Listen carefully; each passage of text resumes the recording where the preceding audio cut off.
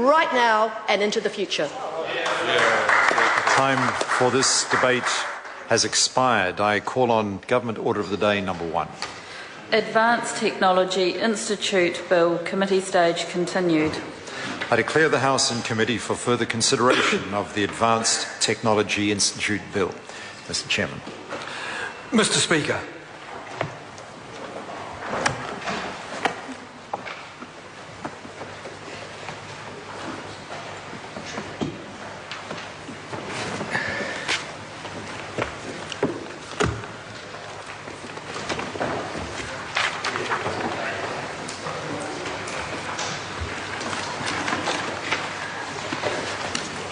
the House is in committee. Kia ora tātou no reira te whare, inga iwi, inga rio, inga hawe wha tēnā koutou, tēnā koutou, tēnā koutou katoa. Honourable members, the House is in committee on the Advanced Technology Institute Bill. And members, when we were last considering the bill, we had reached part 1. The Honourable Member Tracy Martin had the call. And if she so wishes, she still has 4 minutes and 15 seconds remaining. Does the member seek the call? I do, Mr. She does. Speaker. I call the Honourable Member Tracy Martin. Kia ora, Mr. Chair. Thank you very much. Tēnā koe. So, as I was saying last night, and I was just picking up on the fact that the Callaghan Innovation, as it's now called, and picking up on a comment by Dr. Megan Woods earlier in the evening around perhaps a lack of direction or a lack of information out in the general public or to corporates, industry bodies, universities and research institutes around the purpose as we understand it, of the new institute. And I was going to verbalise my understanding created at Select Committee that I thought we had general consensus on to make sure that it was placed inside the Hansard, so that if and when this comes back as a problem around the lack of understanding of purpose, that there is a touch place for those organisations and for others to go to. My understanding from the Select Committee meetings that we had is that 80% of the Institute's job will be to create relationships. It will be to bring together, recognising that there are a lot of people currently working and working well together inside this innovation and research space with business to bring things to a commercial outcome, and that 80% of the Institute's job was to be around this relationship building, this making sure that all the players inside this space knew about each other and were linked to each other. 20% was the ability of the institution to directly participate or to fund research themselves. And that bit is a little sticky because there's no, I think, what do they say? The bill is agnostic. The bill is agnostic on whether it will actually provide in-house research or whether it will fund external research.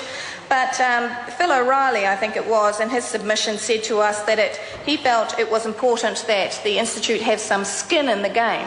So that skin in the game was going to be this 20% research capacity.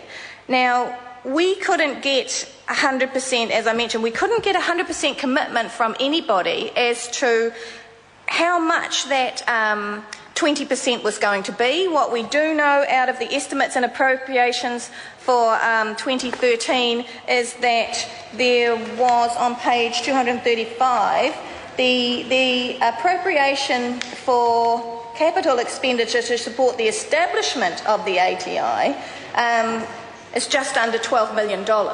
So we know that, but we haven't had any figures fleshed out as of yet as to how much money will be available within this 20% research development potential. We could not get a very strong commitment that this would not be contestable funding, that the ATI wouldn't move into the currently contestable funding area. And we particularly on the opposition benches, wanted to have that commitment. Most of the submitters were very strong in their submissions about the fact that there's not enough contestable funding, and that to have another organisation fighting for the same dollar was not going to be useful. So it was our understanding that this 20% was hopefully going to be additional research money inside the ATI that they could use to fund things. And an example of what they might fund was asked of me by the Auckland University.